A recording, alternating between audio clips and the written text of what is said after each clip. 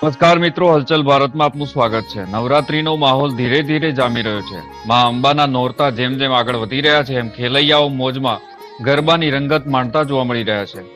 ગુજરાતના ગૃહમંત્રી દ્વારા મોડી રાત સુધી ગરબા રમવાની મંજૂરીના લીધે ખેલૈયાઓમાં ખુશીનો માહોલ જોવા મળી રહ્યો છે। ઈડર તાલુકાના ચિત્રોડા ગામના આઝાદ ચોકમાં નવદુર્ગા ગરબી મંડળના પણ ગરબા રમવા ગામ લોકો મોટી સંખ્યામાં ઉપસ્થિત રહી મોજ માણે છે।